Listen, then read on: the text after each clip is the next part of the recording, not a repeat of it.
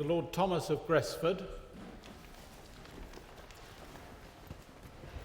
My Lords, it is indeed a privilege to raise the question of the unique territory of Hong Kong in the final days of the British administration, and also in the presence of many of those who have shown such a long and dedicated commitment to its people. My Lords, the bequest of the British administration of Hong Kong to the People's Republic of China is a thriving economy, the 8th largest trading entity in goods in the world, producing the equivalent of 25% of China's gross domestic product. The GDP per head of population is up to 207,000 Hong Kong dollars, or 16,640 pounds for the current year. Growth rates have been at an annual average of 5.9% and are estimated for this year at 5.5%. The reserves stand in excess of the equivalent of £13 billion. We provided the framework of administration and law within which the natural genius of the Chinese people for business and for hard work has thrived. Commercial obligations have been entered into and enforced, law and order has been maintained, corruption has been checked, human rights have been respected. And these are the conditions in which prosperity and freedom can flourish and be enjoyed. And historically also, we have in Hong Kong offered a haven to those who have escaped repression and injustice, and many of them and their descendants we leave behind. Lords, with this record, the 30th of June is a moment for farewell, but not for regret. July the 1st is a moment of pride. We're proud of our contribution. The British traditions of fairness and justice have not repressed or exploited the Chinese people or in some way distorted their philosophy, as is sometimes claimed. By contrast, representing as they do universal truths and freedoms, British values, liberal values, have been a liberating force. But, my lords, our responsibilities for Hong Kong are not over. We have to maintain the Sino-British Joint Declaration of 1984, and a clear breach of that declaration was the creation of a provisional legislature in that territory. The previous Foreign Secretary, Mr. Rifkin, described it as reprehensible and unjustifiable. Representations were made by the previous government to the United Nations Human Rights Committee, and in December last, Mr. Rifkin announced that he'd sought Chinese cooperation for an independent settlement of the question by the International Court of Justice, but nothing has happened. The first act promised by China after midnight on the 30th of June, no doubt in the red glare of the rockets, will be to swear in that unconstitutional provisional legislature. The noble Lord Dobbs, who was speaking for the then Labour opposition a year ago, said that it was beyond doubt that China was breaking the joint declaration by setting up the Provisional Council.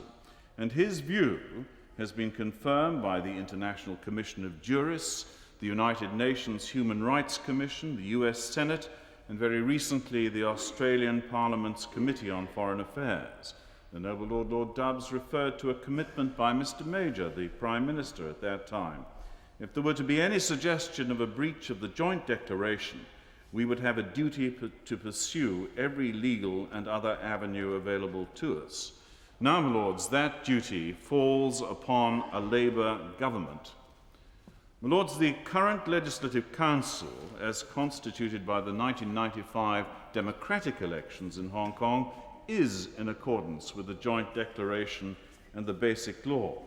But on the other hand, the Provisional Council, set up on the 21st of December of last year by the selection of some 60 members by 400 persons appointed in effect by the government of China, has no basis in law. Constitutionally, it does not exist. Any ordinances it purports to pass will be illegal.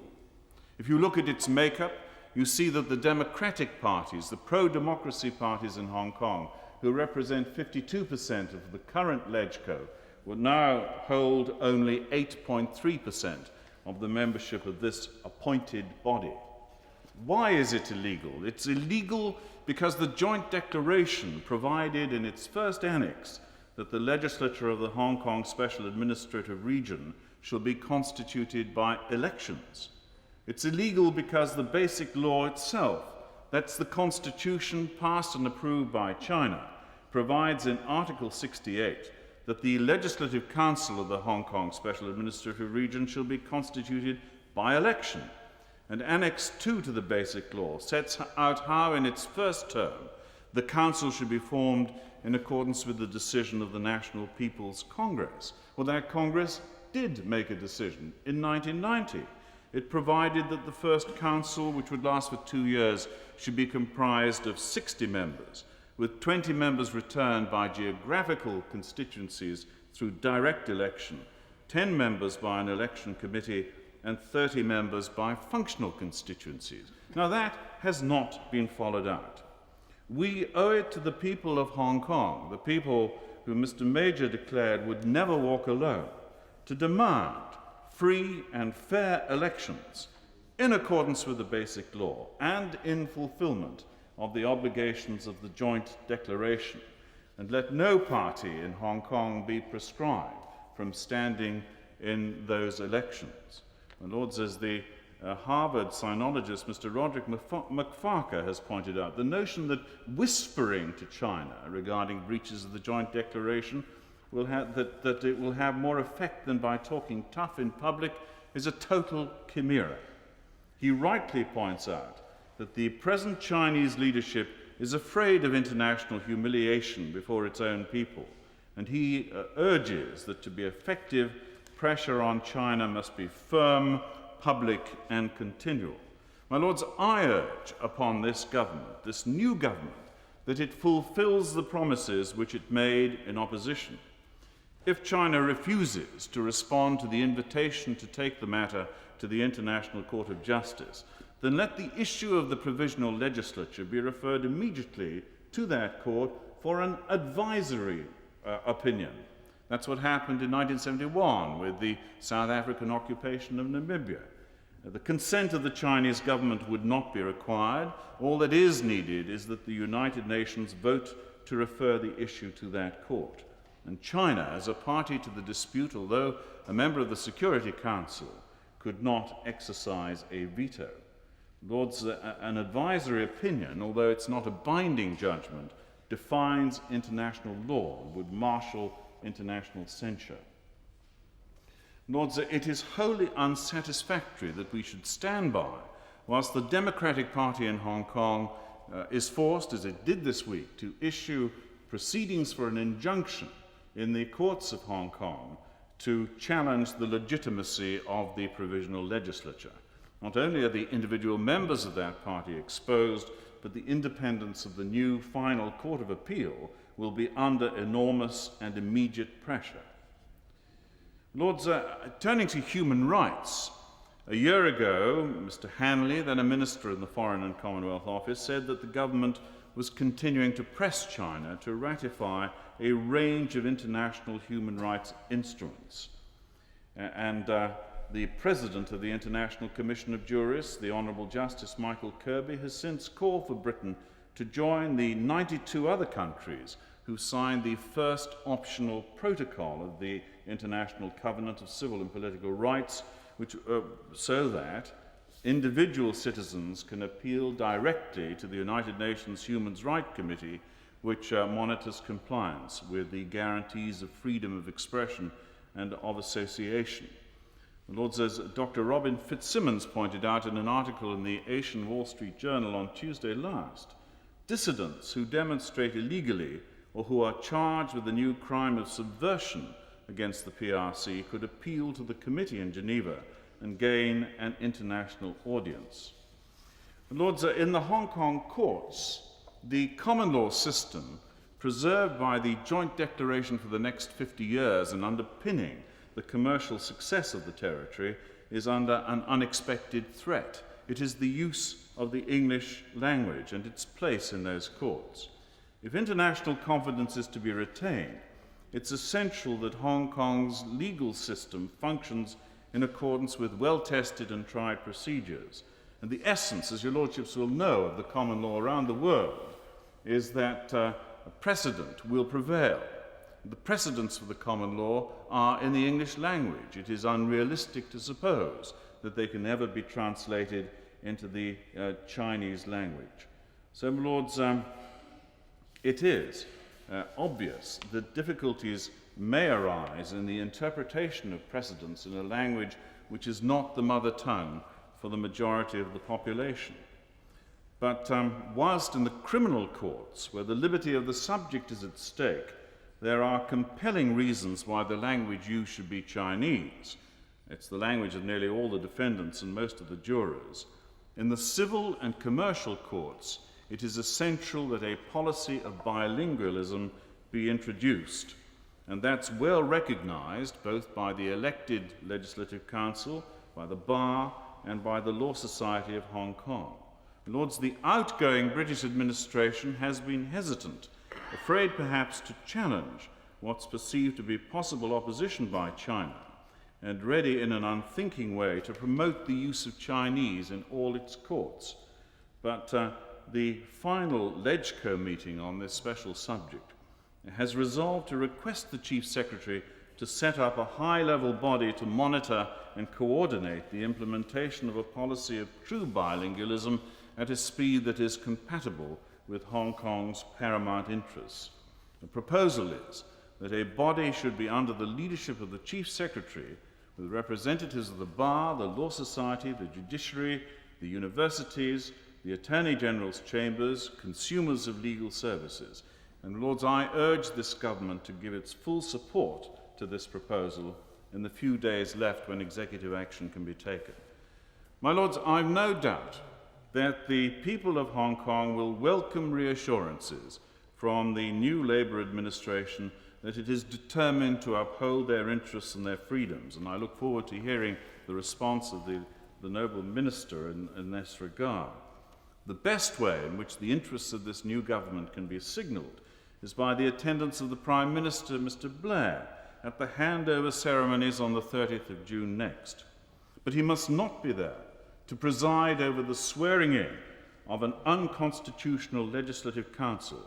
He's entitled to expect, before he signals his intention of going, that the People's Republic of China will announce a timetable for the implementation of the requirements of the Basic Law for democratic elections and for the creation of a constitutional Legislative Council. My Lords, I am grateful to your Lordships for the time and attention you have given to this question.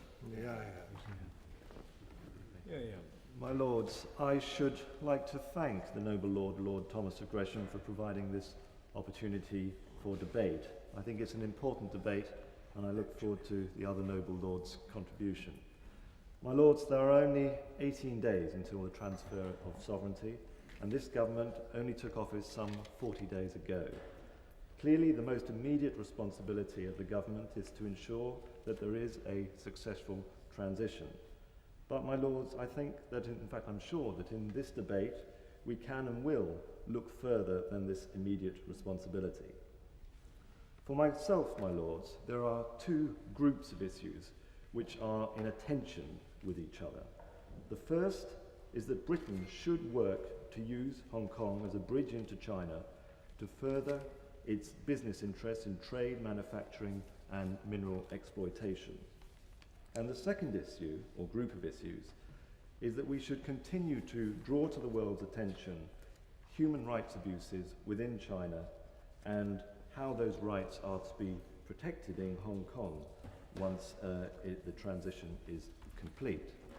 My Lords, if I may, I shall first say a few words about the business opportunities in China, which is my first group of issues. I do have some little experience of this, as I worked on oil exploration rigs in China in the early 80s. I worked in northern China, in fact.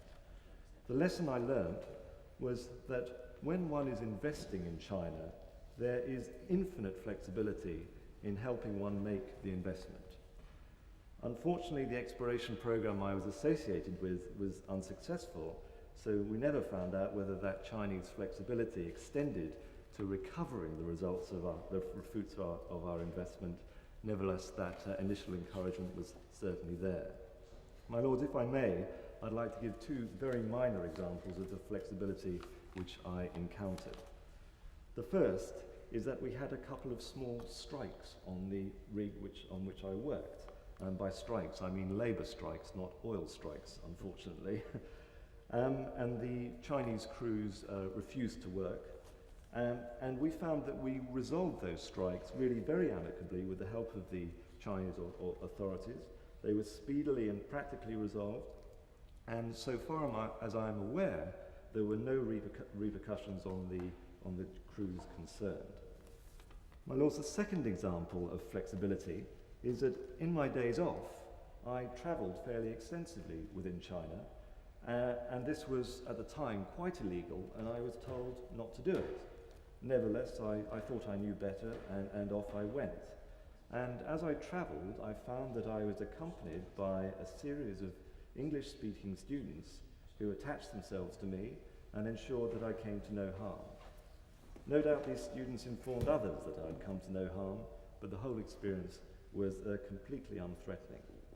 My lords, these two small examples showed me that when one is associated with a project which is benefiting China, flexibility is the order of the day. And there can be no doubt that there are huge opportunities available for Britain to work through Hong Kong for the many opportunities available.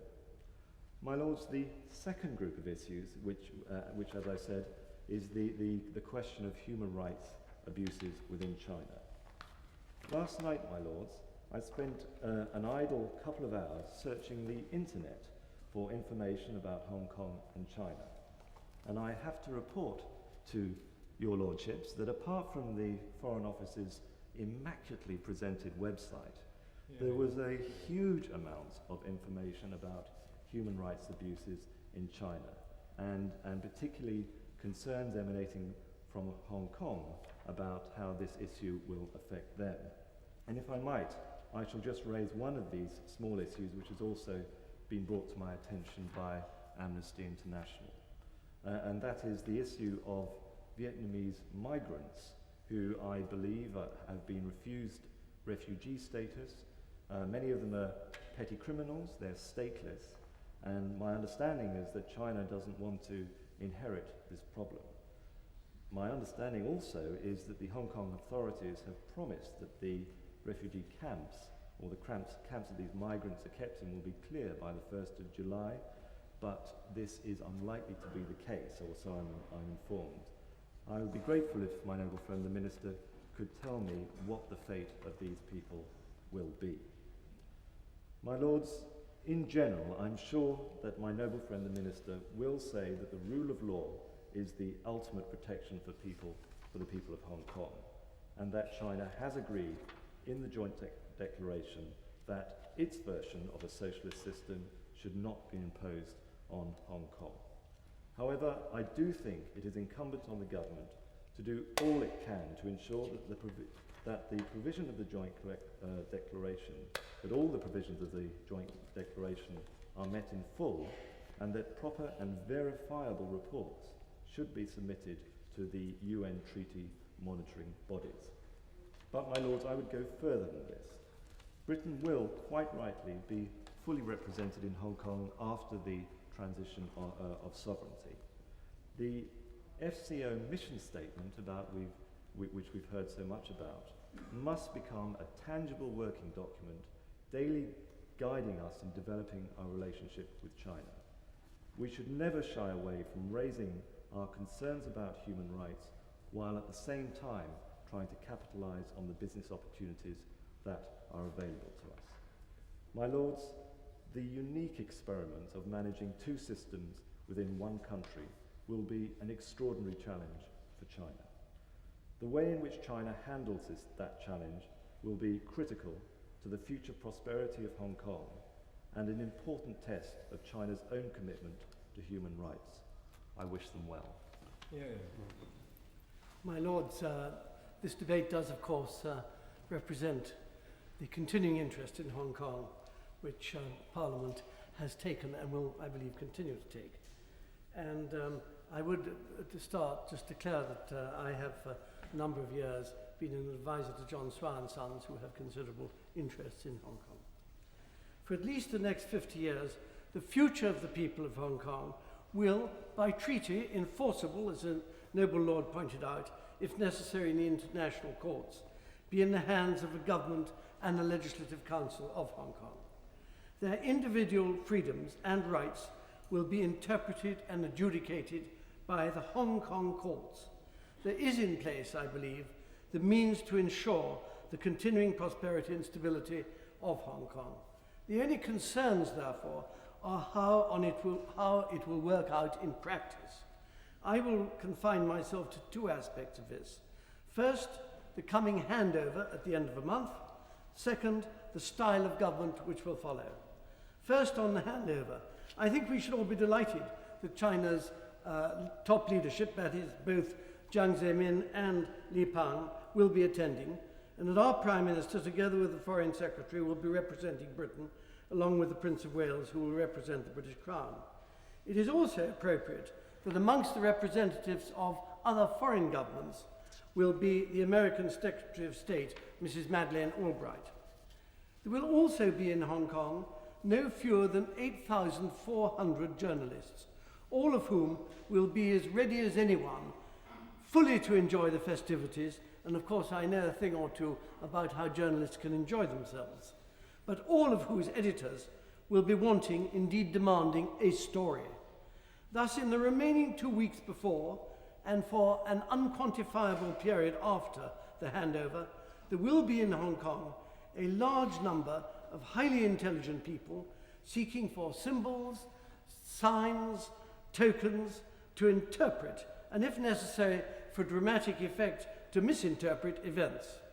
It may not be easy for the Chinese leadership, who have what they at least would still regard as the benefit of a compliant and supportive media, to understand this.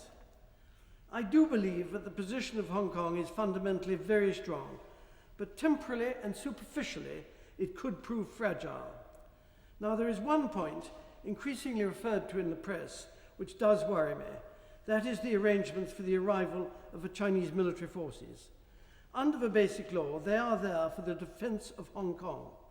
There is provision in Article 14 of the Basic Law for the Chinese military to be used in aid to the civil power to restore order, but only at the request of the Chief Executive, as has always been the case with the Governor under British administration.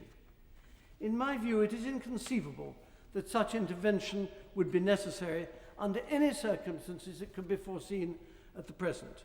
Hong Kong, which is one of the best ordered cities in the world, has an extremely well-trained, 30,000 strong police force. The necessary advance party of Chinese military has already arrived. I regret, therefore, that it appears to be thought necessary that there should be a large-scale march-in of the People's Liberation Army at midnight on the 30th of June, complete with a press stand to cover their arrival. It would be still worse if these forces were to be accompanied by armoured vehicles. Frankly, that cannot be the TV image which China, Britain or Hong Kong would wish to see flashed around the world. I turn now to the style of government. It is clear that the new Chief Executive, Mr. C.H. Tung, has the complete confidence of the leadership in Peking and that he has unfettered access to them. This is a particularly important means of guaranteeing the independence of Hong Kong under the one country, two systems formula. China will also have two senior representatives based in Hong Kong. One will be Ambassador Ma Jiuzhen, formerly ambassador in London, who will be the Commissioner of the Ministry of Foreign Affairs Liaison Office with a staff of some 200. The other will be the director of the New China News Agency, whose present staff of over 1,000 is expected to be considerably reduced. The present head of NCNA, Mr. Zhou Nan, is not expected to remain, and he may be succeeded by Ambassador Zhang Enzu, who also, until earlier this year, was China's ambassador in London. Britain, of course, will have a special locus for the next 3 years through a joint liaison group. Although there will have to be links at working bureaucratic level between Chinese authorities and the Hong Kong government, there should be no need whatsoever for there to be any Chinese cadre pressure to be applied to the Chief Executive or members of his office. But we would be naive indeed not to assume that private commercial and political interests, perhaps even some with allegiance to the Chinese Ministry of State Security, will not try very hard to worm their way into the heart of a new Hong Kong government. I am confident that Mr. Tung will successfully resist this, provided he is aware of the danger. One of Hong Kong's great assets is the calibre and integrity of its civil service. That integrity owes much to the noble Lord MacLehose, who in the 1970s took resolute and effective action to root out corruption in the Hong Kong police and in some parts of the administration.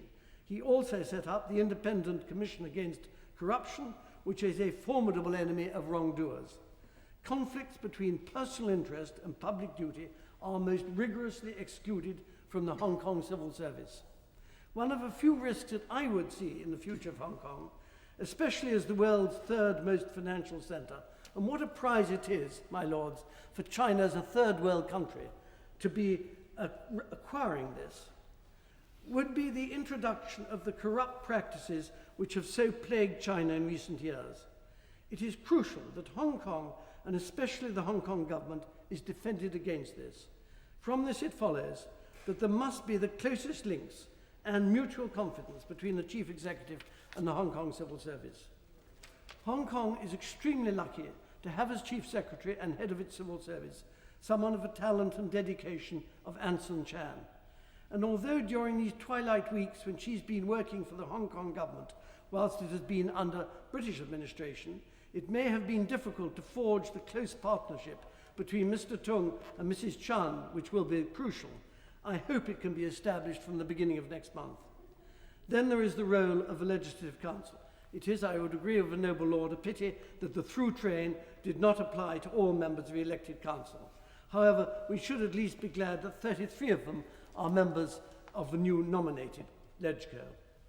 The final safeguard for Hong Kong's people is the judiciary. Everyone is delighted at the appointment of Mr. Andrew Lee as the new Chief Justice, a member of one of Hong Kong's most distinguished families and a former member of the Governor's Executive Council. His reputation for toughness and impartiality is only equalled by his proved ability. The perpetuation of the independence of the judiciary based on the constitutional position of the United Kingdom was one of the great achievements of the 1983 negotiations for the future of Hong Kong. That the resulting agreement was so good is a great tribute to my noble friends Lady Thatcher and Lord Howe, with their insistence that to be recommended to the British House of Commons, any agreement negotiated in Peking must first be acceptable to the people of Hong Kong. Finally, I would like to say a word of tribute to the last governor of Hong Kong. I believe history will judge that Mr. Patton has served the people of Hong Kong and thus the interests of China well. He has ensured that after Westminster loses its 150-year-old role as the ultimate guardian of Hong Kong's rights and freedoms, the people of Hong Kong are in a much stronger position to speak for themselves. I returned from Hong Kong yesterday. On Tuesday, an ordinary, lower middle-class Chinese man said to me, "It will all be okay. The eyes of the world will be on Hong Kong. China will do nothing bad to us." To me, that is the real epitaph of Mr. Patton. My lords, I am grateful to the noble Lord Thomas of Gresford for the opportunity to contribute my brief thoughts on Hong Kong in this House for the last time before it ceases to be a British territory. As the noble Lord Marlesford said, the means and the safeguards are in place to ensure that Hong Kong's rights and freedoms and rule of law will continue. But the question that goes on nagging so many commentators, particularly in the Western world, is will it all fall apart once the British have gone? Normal pressure group activities in Hong Kong, an everyday occurrence in any civilized society, are reported as widespread discontent. Innocent comments by Hong Kong's political leaders are scrutinized for nuances to support the thesis that they are China's mouthpieces. The media play up proposals to modify the public security ordinances, but they play down the changes to these proposals resulting from public consultations. They tell us of friction between senior civil servants and the new chief executive, but they rarely report civil servants' repeated public pledges of loyalty and support. Far-fetched and irresponsible conclusions are drawn with little or no basis. My lords, these pessimistic pronouncements remind me of the character in Anthony Trollope, who had predicted evil consequences and was now doing the best in his power to bring about verification of his own prophecies. Your lordships will understand how deeply unsettling it is for Hong Kong people to read such downbeat predictions in the overseas media about their future. The reality is very different. Hong Kong's stock and property markets are at an all-time high. Hong Kong people who have emigrated to Canada and elsewhere are returning in droves. Hong Kong's economy continues to be the envy of the Western world, growing at over 5% per annum in real terms. The auspicious list goes on and on. Of course, it would be naive to suggest that everything will be smooth sailing. Nor is it realistic to think that the Hong Kong of tomorrow will remain exactly like the Hong Kong of today. The new chief executive and his team of advisors will have a crucial role to play in providing leadership to Hong Kong and advice to China. They will have to establish their credibility with the public by clearly demonstrating that they will exercise the high degree of autonomy within the framework of the Basic Law, fearlessly and in the best interests of Hong Kong.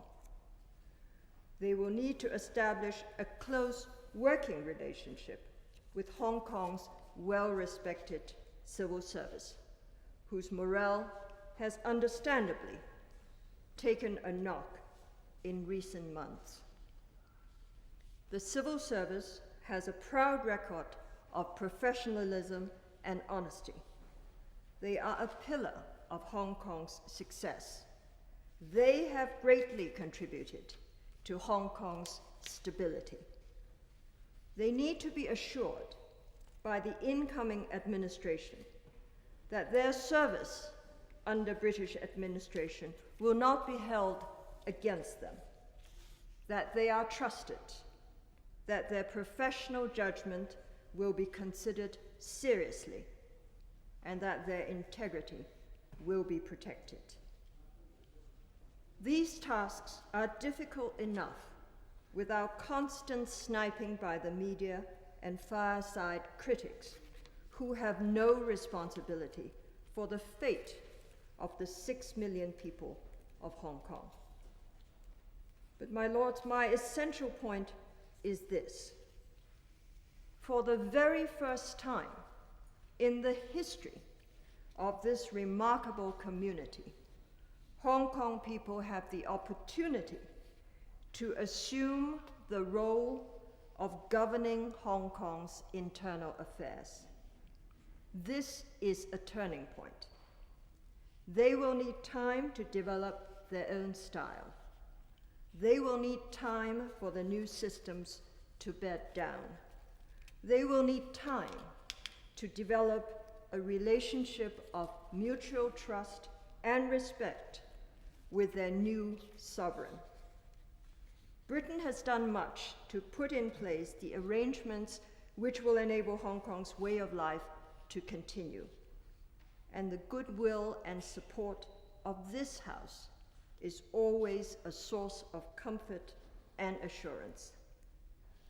But the time has come for Hong Kong people to assume responsibility for their own affairs, and they should be encouraged to do so.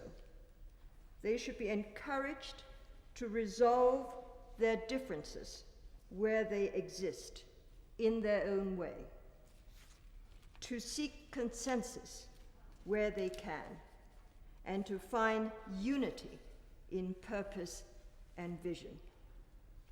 My lords, what has been built in Hong Kong from the magic mix of British administration and Chinese entrepreneurial energy and flair is a unique society. When the British flag comes down at midnight on 30th June, Britain can feel justly proud that it leaves Hong Kong in good shape, with a self-confident community assuming the responsibilities of internal autonomous self-government. There is not a single doubt in my mind that Hong Kong people will rise to this challenge with courage. Let us wish them well. Let us give them our blessing, and let us root for their success. My Lords, this debate gives me the opportunity to thank the government and the people of Hong Kong for inviting myself and my wife to visit that jewel of the Far East, and I do so most warmly. My wife and I spent 5 days in Hong Kong just after Easter this year. We both found it enjoyable, interesting, and very rewarding. We learned a lot, my Lords. I was particularly impressed by the Hong Kong civil servants that we had meetings with. Apart from their warmth and friendliness, I was impressed by their obvious ability and professionalism. I also had meetings with business leaders and was impressed by their entrepreneurial zeal and, my Lords, their investment actuality as well as their plans for the future, not only for investing in Hong Kong but also in mainland China. I can also report that I met British diplomats and also the General Officer commanding the Hong Kong garrison, and I was impressed by their professionalism and also their frankness in answering my questions. My Lords, this debate is about human rights. The opening speaker spoke mainly on the basis of what we might describe as the classical human rights, the rights of freedom under the law, free expression, democracy, etc. I must admit I was rather curious to learn that the only way that the English common law can operate is that if it's operated in English. I would have thought the principles of the English common law would be capable of translating into every language around the world. But, my Lords, I thought I might try and strike a slightly different note. I would like to emphasise the basic human rights of human existence, the right to decent housing, the right to the means to sustain life. I was fascinated, my Lords, during my visit to learn that in the late 1940s, the early 50s, the population of Hong Kong rose from something like 600,000 to about 3 million people in the space of 18 months, 2 years. And that as a result of a major fire in a refugee camp or resettlement camp, a major programme of public housing was introduced. And it's interesting to reflect that the proportion of the population of Hong Kong living in public housing was probably higher than in our major conurbations of Glasgow, Manchester, Birmingham and London. My Lords, two things did strike me about the current Hong Kong situation. One was that the apparent direction of Hong Kong government policy was to withdraw from public housing, and the other was the apparent lack of adequate pension provision for the vast majority of the Hong Kong population. Now, my lords, we, over the last 20 years in this country, have had experience in both of these areas. We've seen the government in this country reduce investment in public housing and also encourage the selling off of public housing assets under the right to buy. And my lords, we've also seen that same government allow the value of old age pensions to be eroded over the period. My lords, we know that the result of those policies has been an increase in homelessness, mainly due to repossessions, due to unforeseen repair bills or massive reductions in income because of loss of jobs, things like that, and also poverty in old age. Now, my lords, I do hope that the people of Hong Kong, and can I say straight away that I don't think it is right for us, even in this august chamber, to lecture the people of Hong Kong about how they should run their affairs. But I would hope that they would learn from the experiences that we have had in those two areas of public policy and think how maybe they might escape some of the pitfalls that we have fallen into. My lords, I hope that our new government builds a constructive and positive relationship with the government and people of China, which in the long run will enable us to have influence with it to assist the people of Hong Kong in maintaining close links with the rest of the world and also developing integration with mainland China. My lords, I think it's probably apposite in this House to think, to raise just at random two elements of the historical perspective.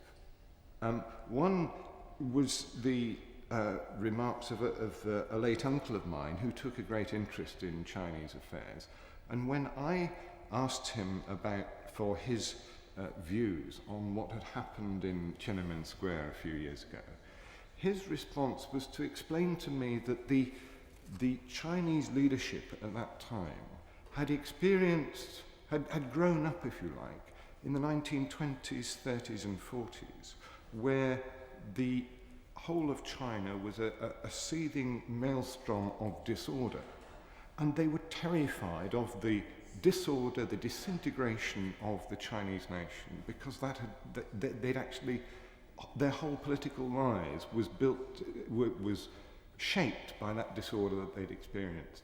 And that was quite salutary to me, not as an excuse for what happened, but as an explanation for what happened. The other thing, my lords, and that is something that I think may become apparent over the next few weeks and months, as I believe a new film has been made about the occurrences, and that is what is generically called the Chinese Opium Wars.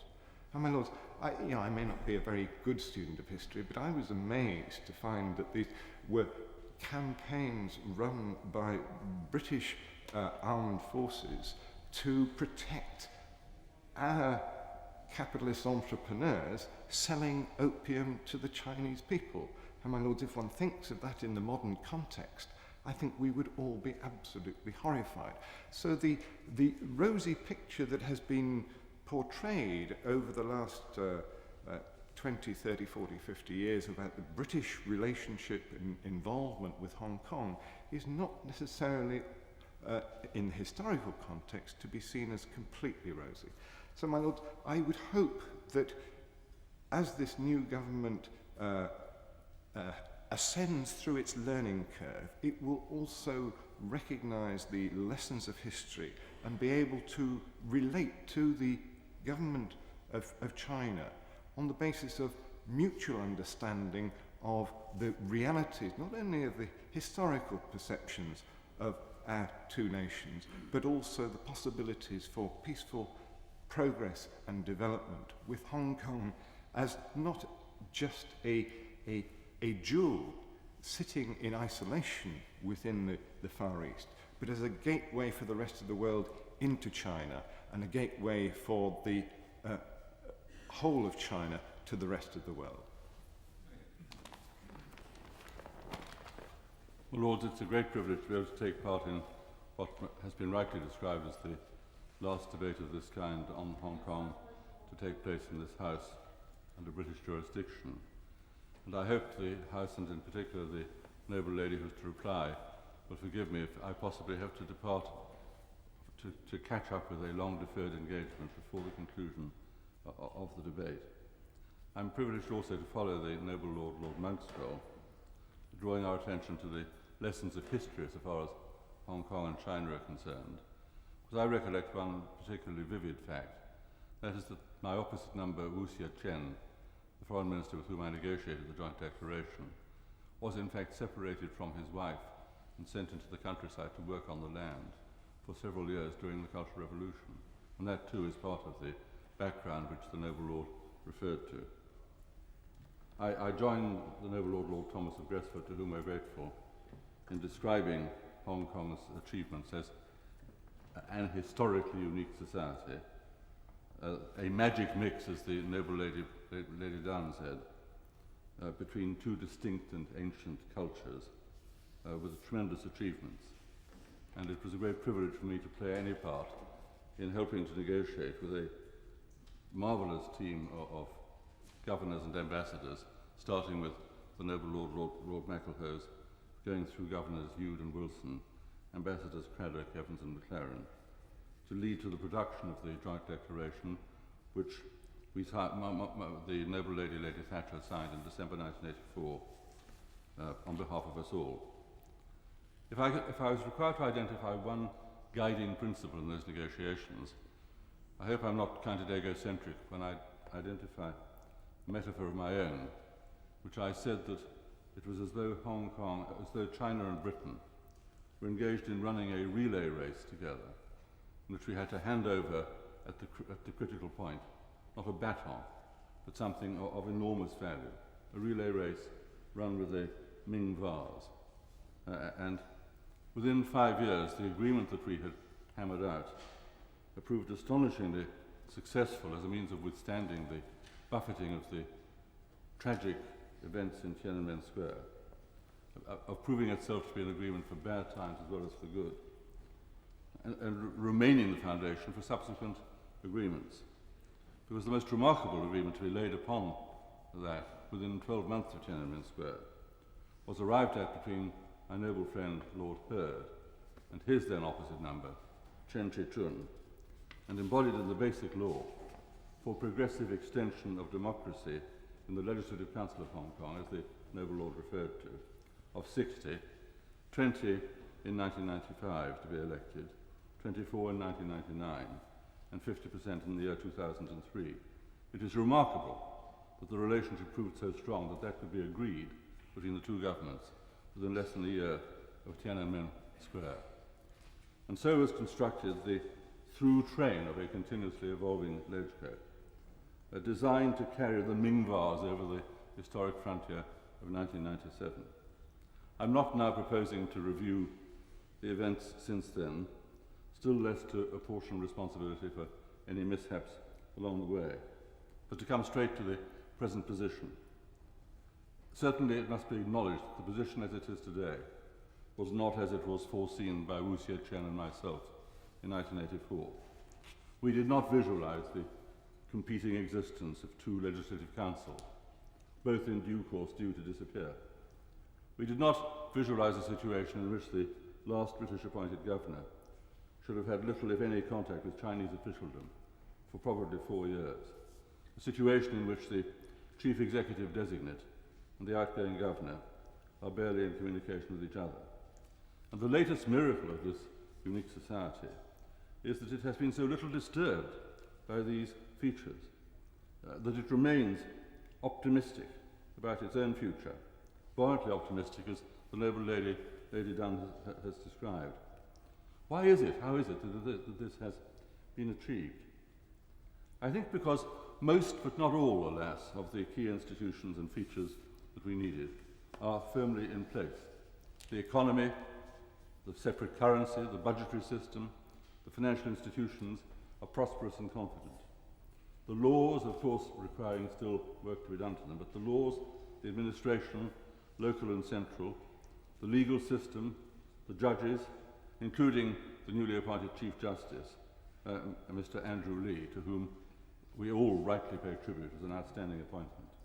And alongside all those institutions, the people who matter, a Chief Secretary of Distinction and Integrity, Anson Chan, and all her senior colleagues. Again, I endorse the tribute paid by Lady Dunn to the quality and dedication of that civil service.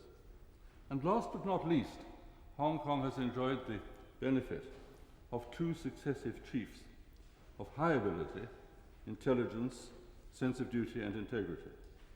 One of my most talented and experienced colleagues in British politics. I spoke at the last meeting of his, alas, unsuccessful election campaign in 1992. He has been there since his appointment in that year. And he's to be followed by one of Hong Kong's most distinguished, worldwide respected citizens, with, as my noble friend Lord Marlesford has pointed out, real authority and influence in Beijing, Mr. Tung Chi-hua. Hong Kong must count itself fortunate.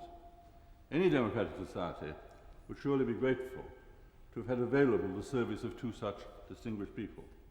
And my only sadness is that their service has not been concurrent, literally running alongside each other, running the real areas together in step, but very largely consecutive. And alas, not as fellow drivers of the through train with the Mingvas safely aboard. And yet I retain my optimism about the future of Hong Kong. What are the features that justify that will secure her continuing success? First of all, the response by the People's Republic of China to the extraordinary challenge identified by the noble Lord Ponsonby, the manifest determination of the Chinese and of Hong Kong leaders to achieve, in self-interest and for the sake of self-esteem, the success that they want to achieve. Second, the appointments that have been made of the Chief Executive, the Chief Justice and the rest. Thirdly, the sustained determination of the Hong Kong people themselves, not deterred by the last 40 years of political uncertainty, nor will they be deterred in the days and months of possible uncertainty ahead. I endorse very strongly what the noble lady said about the part that can be played by the world's media in commenting upon these matters. Of course, they are entitled to comment and report freely, but responsibly, and not in such a way as to create prophecies that could be self-fulfilling. What more is needed beyond that for success? Most important of all, I think, Chinese understanding to the fullest extent that Hong Kong's success depends as much on the continuity of her political and social institutions, rights and obligations, as on the economic factors of Hong Kong. Indeed, they are probably more important than the economic in the last resort. So in that context, and here I do join hands with the noble Lord Thomas of Gresford, the speedy implementation of the Chinese pledge that the Provisional Legislative Council will soon abolish itself and proceed as swiftly as possible to the re-election of a Legislative Council, broadly on the basis agreed with my noble friend Lord Howe, and that in accordance with Article 26 of the Basic Law, the rights of all Hong Kong residents to seek election will be safely regarded. That is the key question. Will all those who were formerly travelling as elected members on the earlier edition of the through train really be free to resume that role in the elections that will take place, I hope, as soon as possible? And what role will Lords finally for Her Majesty's Government? In that context, I congratulate Mr. Robin Cook on his arrival in the Foreign and Commonwealth Office. Not an easy perch, but a perch with huge challenges. And I congratulate the noble lady, Lady Symons, on her appearance at the dispatch box in this role on his behalf, and I wish them both very well in a fascinating task. I recognise that some features of the ceremonies that will take place at the end of the month will be less well integrated than some of us would perhaps have hoped. Ex-President de Klerk and President Mandela will probably go down in history as having managed the transition a little better at that ceremonial moment. But it is important to keep the ceremonial differences to the minimum. It is indeed good news, as the noble lord pointed out, that both countries are going to be represented by their senior leaders alongside each other at those ceremonies. It is very important, for the sake of Sino-British relations, for the sake of Hong Kong itself, but above all for the people of Hong Kong, that Her Majesty's government should now re-establish the continuity and confidence in relations between the two governments. There are many reasons to regret the change of government that took place in this country on the 1st of May, but here at least may be one area where a change of the political cast could provide an opportunity of helping the future towards the restoration as quickly as possible of that confidence which is so important. I wish the noble lady and her colleagues well in this task, as one who cares passionately about the future of Hong Kong and about Sino-British relations second only to that. I also wish the people of Hong Kong everything they wish for themselves in the years ahead.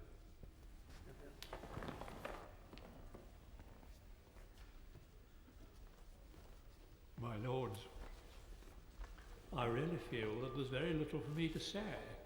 Two of the people I respect most in the creation of modern Hong Kong, Baroness Dunn and Lord Howe of Aberavon, he negotiated this declaration, which was a fantastic diplomatic achievement, helped as he was by the late Sir Edward Hugh and Lord Wilson of Tillyon. I'm sorry that he's not here this evening, but in fact he's looking after the electricity supply in the Orkneys. And of course, Baroness Dunn was a senior member of the Executive Council there and took a very leading part in the negotiations, not directly with the Chinese, but in advice to government. So I feel very humble following them, and I'm greatly relieved to hear the optimism of both of them.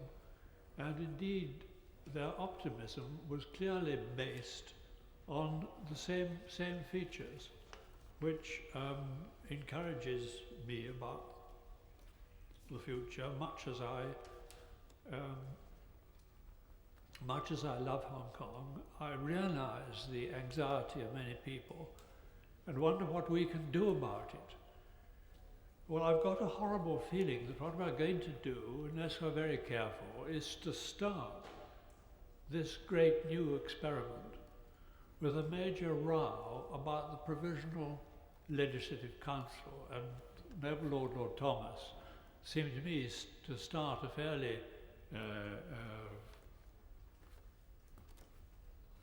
to speak with quite a strong brief, as it were, on this subject.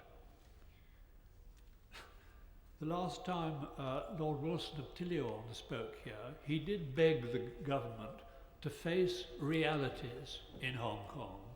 And one of the realities he referred to was that the provisional legislature would happen. There is no way it could be stopped. And I was so very pleased that Lord Howe of Aberavon explained that the provisional legislature was not something that was really to be frightened of. It consists of some extremely good people who were members of the previous legislature, and its role is to extinguish itself by passing legislation for an elected successor. This is not something to have an enormous row about. I can't follow the legalities, but it doesn't seem to me to be anything like as bad as the media and some people in Hong Kong make out. I think anybody who has much to do with Hong Kong is inevitably asked in these days, what's going to happen? Will it all fall to pieces? And Baroness Dunn answered this question her way. My own way is to say to anybody who asks it, go to Hong Kong and look around you. Do you really think that people who can achieve a city of this sort incapable of managing their own affairs and a working relationship with China. After all, the odds are so very much in their favour. Their own links with China, commercial links, financial links, links of blood, are very, very close and very extensive. And yes, the, as it were, residue of emigration from China and memories of things that have happened in China worry people, they're bound to. But in fact, the population of Hong Kong, I think, finds it easier, or will find it easier, to adjust to a new relationship with China than appears easy to us here.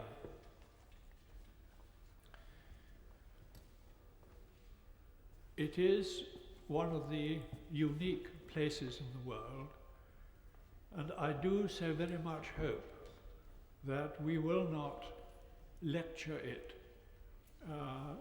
about things that happen there. Our way of doing things is so very different to East Asian things. And though, of course, we have a continuing responsibility to ensure that the terms of the joint declaration are implemented, and we will have to do this if firmly if necessary, but hopefully discreetly. There will be no return to the mega diplomacy that we have, that has broken the surface occasionally in recent years. But subject to that, prospects in Hong Kong are so very good. The economy is right. The relationship with China, of people there, sadly not of the British government with China, but the relationship of the SAR with China can be perfectly good, is good, and of individual members of the community in Hong Kong. And so long as the economy holds up, and really this is an extremely important aspect of Hong Kong's future, and so long as that holds up, and there's a question of the level of world trade, the prospects for these delightful people are very bright. And I'm extremely glad to think that people like Baroness Dunn will continue to play a major part there in one way or another. The only thing I would like to add is to emphasize the extreme importance of the quality of the public services in Hong Kong. I've served in 6 different countries, and their quality, as far as I'm concerned, has not been equalled anywhere. And there's been a lot of concern about a through train of the legislature. As far as I'm concerned, what matters most is a through train of the public services. And happily, as I understand it, there have been very few defections. Most are staying on with a degree of excitement to work for the SAR in the same way as they worked for the colony of Hong Kong. They are apolitical, they are highly professional, as Lord Monkswell said, I think,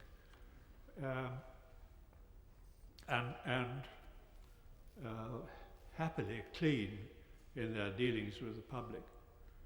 And I think so long as they are maintained and their confidence is maintained, the future of Hong Kong will continue to be bright. My Lords, like other speakers this evening, I'm grateful to noble Lord Thomas of Gresford for introducing this debate at this timely moment. And like the noble Lord MacLehose, who's just spoken, I really find there's very little for me to say. My speech is going to be reduced, I think, to a number of questions to the Minister. Firstly, is she able to confirm that the Right Honourable Gentleman, the Prime Minister, will be attending the handover ceremony, but that he will also be following the lead given by the American Secretary of State and not attending the swearing-in ceremony and legitimising the Provisional Legislative Council? And I wonder on that subject whether the government have had any contact with our European Union allies, our European Union partners, to see what their attitude is to that swearing-in ceremony. Are they going to follow our lead on that? And I'd be particularly interested to know what the French government's attitude is to this, because the President of France, Mr. Chirac, has only just returned to the upright position following a visit to Peking in the pursuit of Airbus orders. Now, the question of the Provisional Legislative Council has been very well covered already by the noble Lord Thomas, and I support him on this, and just would ask again the Minister whether the government believe that the joint declaration has been breached in any way, and if so, would they state that very clearly, both in public and in private to China? And I hope also that the Minister will take the opportunity this evening to confirm that the government will press for early elections to a properly elected Legislative Council earlier rather than later in the one-year period that I think is presently envisaged. Now, the question that it is a question tonight, and it was how we can best protect Hong Kong after the handover. And I think that's something I'd just very briefly like to touch on, because there does seem to be a tendency when Hong Kong is talked about in certain quarters simply shrug our shoulders and say, well, we can't do anything about it, China will do as they wish. I don't really think that is right. And of course, that, if we accept that, that becomes a self-fulfilling prophecy. There are things we can do, if necessary, I believe, and to ensure that Hong Kong gets the deal that we put our name to on its behalf. And I believe that if China does not wish the Hong Kong question to be internationalized, then that is a very good reason for internationalizing it, if the case arises. I don't think we should be frightened of doing that. After all, recently, I think it was in March this year, the US Congress passed a resolution authorizing the President to impose trade restrictions if China does not honor their promise. Now, that's a fallback position, which I hope won't arise, but nonetheless, it does give some sort of weapon to the international community to support Hong Kong. And again, I stress that that is what we're asked to consider this evening in the question before us. I'm so sorry. I'm so grateful to the noble Lord for giving way. What good does he think, say, sanctions introduced on China by America would do people in Hong Kong? Surely it would ruin them. I agree that obviously sanctions are something that would be very much an instrument of last resort. It's something that would be very, very difficult for Hong Kong. But really the point is that there are things that the international community should be able to do if the need arises, and I very much believe that it will not. But nonetheless, I don't think that the idea that, well, we cannot do anything is a valid way to tell Hong Kong that we will be looking after its interests after the handover. China, after all, wishes and needs to become a full member of the World Trade Organization, for example. It wishes to host the Olympic Games at some stage in the future, and I hope it does. All these are perfectly legitimate aspirations, but I believe they come with some sort of price tag. China must understand and accept the constraints of interdependence with the outside world. It must recognize that it has to play by the rules of the international game and abide by the guarantees that it has given Hong Kong jointly with us. I conclude with two questions only. One which has been touched on by the noble Lord Gresford, Lord Thomas, The question of human rights reporting to the United Nations, could the Minister tell us what the state of play is there under the Human Rights Convention, Civil and Political Rights Convention? I don't quite know how that obligation to report is going to be fulfilled. And finally, is it the government's intention to implement the promise made by the previous administration to report to Parliament on Hong Kong at 6 monthly intervals, covering the implementation of the joint declaration with special reference to human rights, and that these reports will continue until at least the 1st of January of the year 2000? My Lords, I'm in agreement with the noble Lord MacLehose this evening that it's difficult to add to the expertise we've heard tonight. My Lords, with all his expertise, knowledge and experience, if he can add little, I surely can add nothing more than a relatively young man's view of Hong Kong's future. My Lords, I'm in agreement that this debate has rightly struck a note of optimism. There has always been much firmness and strength of purpose and unity in your Lordship's house, and indeed in another place, on the subject of Hong Kong's transfer to China. As we have seen, many of your Lordships have a keen and often personal interest in all matters relating to Hong Kong, and certainly your Lordship's house has played its part in writing one of the last chapters in the British presence in the region. There is consensus to set a smooth and successful transfer of sovereignty. This consensus is underlined by the government's continuity of policy. Hong Kong remains one of its highest foreign policy priorities, and this is reflected in the expressions of confidence in the work of the Governor, a sentiment which I fully endorse. His outstanding stewardship, his vision and courage in resolutely standing up for Hong Kong and its interests have been second to none. I hope, my Lords, that we will hear from the front bench opposite that this means there will be no lessening of Britain's commitment to Hong Kong in its new guise as the Hong Kong Special Administrative Region of the People's Republic of China.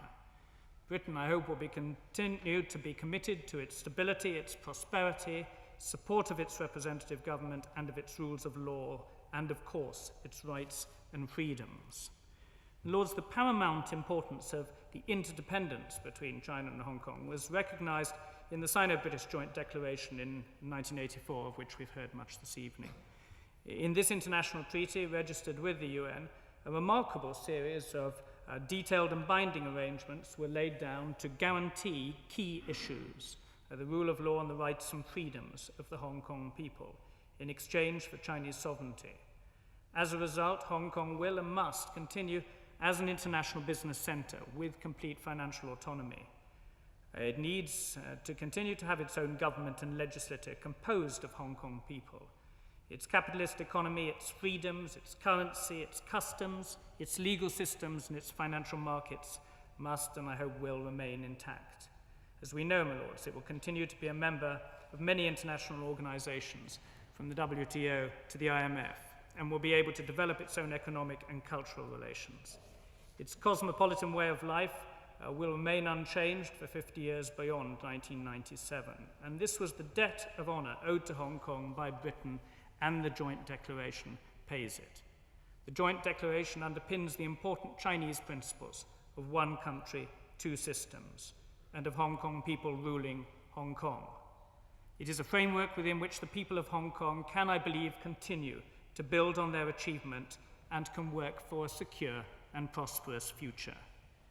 The Joint Declaration was welcomed in 1984, both in Hong Kong and internationally, as the best achievable basis for a secure future for Hong Kong.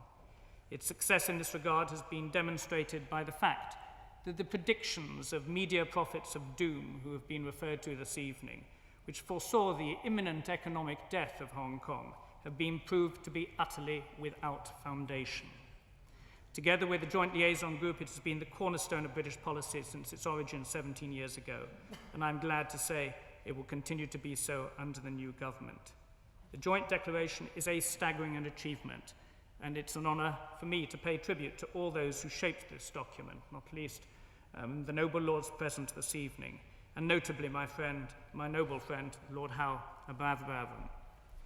Lord, central to the topic of today's debate, the Joint Declaration is unambiguous in its provision for upholding the rule of law and for protecting the rights and freedoms of the Hong Kong people. There is strong recognition that the only vehicle for a successful and prosperous future is freedom under the rule of law. The nexus of agreements, of laws and treaties, rules and regulation, which cover almost every sphere of human activity, reflect Britain's greatest and most enduring legacy to Hong Kong and its future success. That is, the rule of law. The Joint Liaison Group has worked hard to ensure that there will be judicial continuity, the independent exercise of judicial power, the fair appointment of judges, and that the work of the courts will remain free from political interference. The JLG has worked hard to ensure domestic autonomy and jurisdiction of the final Court of Appeal, which will replace the Privy Council. This creates legal history in Hong Kong by allowing it to have its final appellate court within its territory for the first time. I would echo the sentiments expressed by the noble Lord Howe when he referred to the appointment of Andrew Lee last month as first Chief Justice of the Court of Final Appeal. It was greeted enthusiastically by all sections of the Hong Kong community, and I'm sure your Lordship's House will join me in wishing him well as he undertakes the pivotal role he will play in navigating the Hong Kong judiciary into the next millennium, and above all in ensuring that existing rights and freedoms are safeguarded by the fair, efficient and independent administration of justice. The JLG has worked hard to ensure that Hong Kong's laws will be consistent with the Basic Law, and some 150 United Kingdom acts have been localised in full consultation with the Chinese, so that by July the 1st, the Hong Kong people will possess a comprehensive body of laws which owes its authority to its own legislature. Lords, in the last 2 minutes available to me, what does the government need to do? The government faces diplomatic minefields ahead. Politically, ethically and economically, the British government, as co-signatory to the joint declaration, with 3.5 million British passport holders resident in Hong Kong, our 12th largest export market, must keep the emphatic promise made by the government of never allowing Hong Kong to walk alone after the handover. Britain's Consulate General in Hong Kong is its largest in the world. It is a physical symbol in bricks and mortar of our continuing commitment to Hong Kong, which cannot and does not end with the transfer of sovereignty at the end of this month. Hong Kong, having tasted democracy, expects nothing less than open, transparent and accountable government. Public demand for the democratic process to stay on course and develop after 1997 will be irresistible. And I would therefore like to know the government's policy towards the provisional legislature after the handover, and particularly answers to the admirable questions posed by the noble Lord Thomas of Gresford. In his opening address to the Legislative Council last year, the Governor laid out a series of eminently sensible benchmarks by which to judge events in Hong Kong after the handover. These benchmarks provide a standard by which the human rights performance, as well as the legal and judicial autonomy, can be measured. I urge the government to adopt and apply these benchmarks and to make a firm guarantee that action will be taken if China fails them. The government admirably puts human rights at the heart of its foreign policy.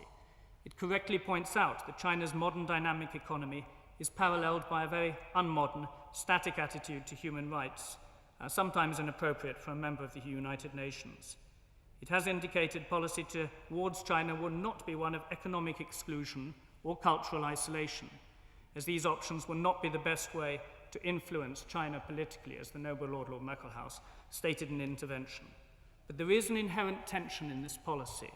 With Hong Kong in mind, I must ask how the government will seek to walk the fine line between non-isolation of China and appropriate action taken in protest at human rights violations.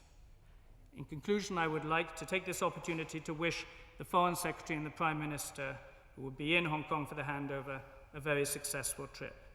This debate has turned on Hong Kong's future. For 17 years, the joint declaration has ensured no gamble has been taken with the lives of millions of Hong Kong men, women and children. The government must ensure that this continues to be the case through the implementation of the treaty. The 30th of June 1997 is one of the key dates of this century, a date imbued with both past and future significance. It represents a leap of faith for Britain, for China, and for Hong Kong. I look forward to hearing from the Minister what part the government will play in ensuring that that leap of faith is vindicated. My lords, I too would like to thank the noble Lord Thomas of Gresford, for providing this opportunity for debate. This House has always paid close attention to developments in Hong Kong.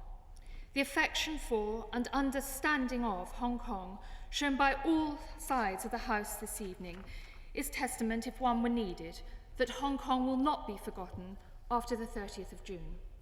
May I particularly welcome the contributions of the former distinguished Governor of Hong Kong, the noble Lord MacLehose, and the contribution from the noble lady, the Baroness Dunn, to our debate this evening.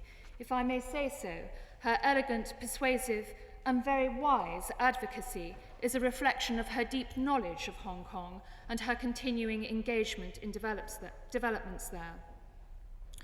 My lords, there are 18 days until the transfer of sovereignty, which the Prime Minister announced yesterday he intends to witness personally. It is only a little over 40 days since this government took office. One of our first actions was to confirm Chris Patten in his post as Governor until 30th June. He has done, and he is doing, a tremendous job, and he enjoys our full confidence. My lords, as many lords have noticed, events are moving at a tremendous pace. When I first spoke on Hong Kong in this House, I said that achieving a successful transition was among the heaviest and most immediate overseas responsibilities placed upon the government. Since then, we have seen the 40th plenary meeting of the Sino-British Joint Liaison Group, the last before the handover, and numerous other contacts with China at all levels to ensure, as far as we can, that the transition agenda is completed. My lords, that agenda is almost completed. I wish to pay tribute here, as many have done, to the officials of both sides. I'm from the Hong Kong government, who over the 13 years since the joint declaration was signed have worked tenaciously and tirelessly to turn the high principles enshrined in the joint declaration into practical administrative measures, to convert the catchphrases, one country, two systems, and a high degree of autonomy into real life. My lords, the noble Lord Moynihan was of course right. The rule of law has been central to Hong Kong's economic and social success. Not just rules, not just law, but the rule of law.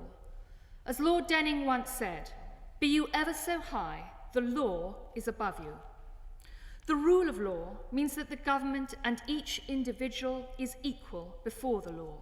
It protects individuals against arbitrary interference by the government, against improper influence by the rich and powerful, against corruption, and against abuses of power. It means impartial judges and an independent prosecution service. My lords, one country, two systems means that Hong Kong will continue to have its own legal system, entirely separate from that of mainland China. One, of course, cannot legislate for integrity, but Hong Kong has one of the finest legal systems in the world, served by some of the best judges and lawyers in the world, as many noble lords have acknowledged. And what we can do, and what we have done with the agreement of China at every stage, is to ensure that that system and those people can continue to provide the people of Hong Kong, the special administrative region, with the protection of the rule of law within the common law system. With China's agreement, Hong Kong will have its own court of final appeal in Hong Kong, not in Beijing, replacing the Judicial Committee of the Privy Council. My lords, the rule of law is the ultimate protection of the fundamental rights and freedoms of the individual. China agreed in the joint declaration that the mainland's, and I quote, socialist system would not be imposed on the people of Hong Kong. To make sure that there is no room for doubt, China listed in the joint declaration exactly what is meant by that general undertaking. It promised freedom of the person, freedom of speech, of the press, of assembly, of association, freedom to join trades unions, of correspondence, of travel, of movement, of strike, of demonstration, of choice of occupation, of academic research, of belief, of the inviolability of the home, the freedom to marry, and the right to raise a family freely. My lords, these are the basic human rights to which many noble lords have drawn our attention this evening. China is itself party to neither the Covenant on Civil and Political Rights, nor that on Economic, Social and Cultural Rights, though it has indicated, and my lords, we would welcome this, that it may sign the second covenant this year. But it agreed in the joint declaration that the provisions of the two covenants, as applied to Hong Kong, will remain in force. We firmly believe that it includes reporting to the United Nations treaty monitoring bodies.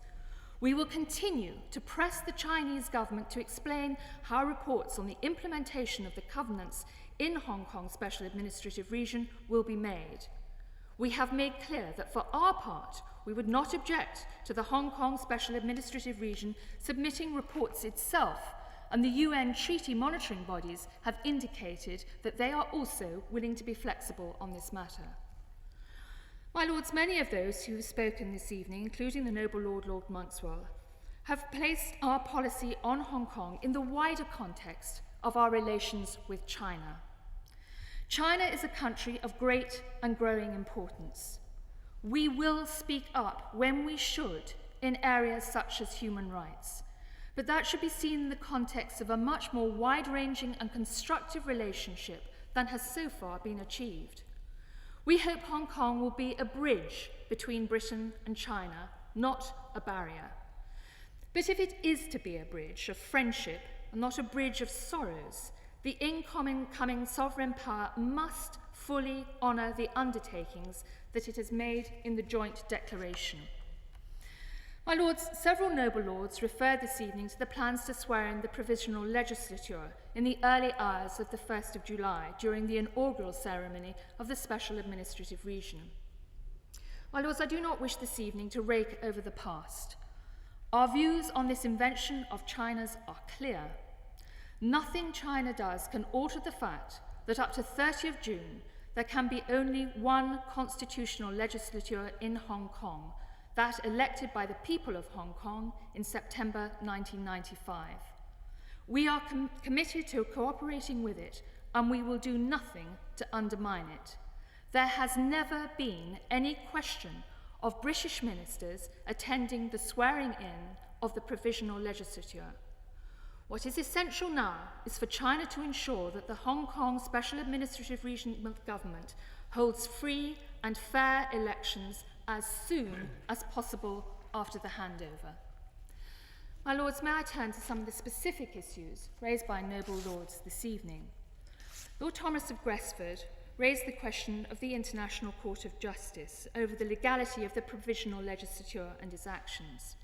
My lords, the previous government made clear that Britain would be willing to join China in seeking adjudication on the question of the future of the legislature from the International Court of Justice, but it needs consent of both parties to go before the ICJ. China has not accepted our offer, but I confirm that it remains on the table. But my lords, a nation-state cannot itself ask the ICJ for an advisory opinion. My lords, the noble lord also raised questions about bilingualism. Both the joint declaration and the basic law provide for the English and Chinese to be used in Hong Kong. The government, legislature and the courts use both languages, and laws are published in both languages. May I thank my noble friend Lord Ponsonby for his kind remarks about the Foreign Office website. He raised some important questions about Vietnamese refugees, as opposed, of course, to the other problems about economic migrants.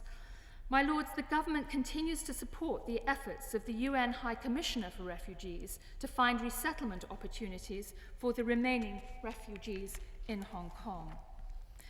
The noble Lord Marlesford raised questions about the transfer of defence responsibilities. My lords, we agreed some time ago through the Joint Liaison Group that the People's Liberation Army might station unarmed advance parties in Hong Kong to prepare for the orderly deployment of the main garrison on the 1st of July. There is no question of Britain agreeing to the deployment of the main PLA garrison in Hong Kong before the 1st of July. As sovereign, Britain is responsible for the defence of the Hong Kong up to the last stroke of midnight on the 30th of June. My lords, at that point, China will assume the responsibility for the defence of Hong Kong. The noble Lord Marlesford raised questions about the style of government after the handover. My lords, the government believes that the people will judge Mr. Tung and his government by what happens from the 1st of July on, rather than what is said before he takes up office. If the concept of Hong Kong people running Hong Kong is to work, it will be important for all Hong Kong people to stand up for the territory's interests, and I believe, my lords, we would be sensible to listen to the wide words of Baroness Dunn on this point. The noble Lord Willoughby de Brook, asked what was happening with some of our colleagues in Europe. My lords, it is for our colleagues in Europe to decide what they intend to do about the Chinese swearing in. We have made our views clear to them. My lords, I, like the noble Baroness Lady Dunn and the noble Lord Monkswell, would like to thank the Hong Kong Civil Service.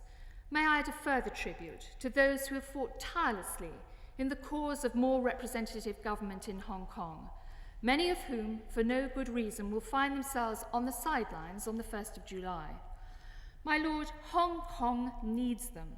I hope their dedication will carry them through the next round of elections so that they can give the people of Hong Kong the opportunity to vote for openness and for progress.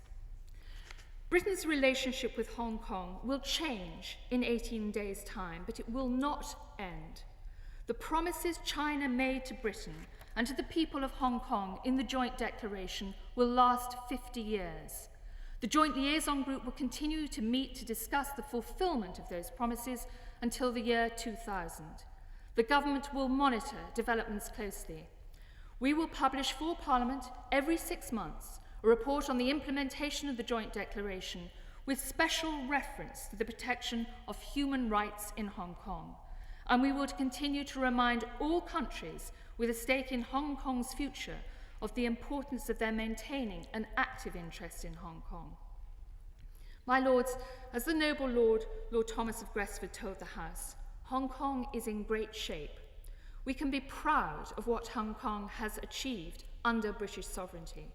As many of us know, few, if any, places in the world are more vibrant, more energetic, more open, or more prosperous than Hong Kong in 1997. There can be no doubt about Britain's commitment to Hong Kong after the handover. Britain's commercial and consular interests speak for themselves. There are some 3.5 million British passport holders in the territory, 1,000 British firms operating there, and tens of billions of pounds of investment in what is our second largest export market in Asia. We are proud that we shall have, as the noble Lord Moynihan said, one of our largest consulates general in the heart of all of this. We have done our best to secure the best possible future for the people of Hong Kong. Very soon, Hong Kong people themselves will take on the responsibility for guiding their own future development within the framework of the joint declaration, which was under the late Deng Xiaoping, the concept of Hong Kong people running Hong Kong. My lords, I'm sure I speak for noble lords from all parts of the House when I say we wish them well. Yeah. Super. My lords, I beg to move the adjournment of the House. The House do now adjourn.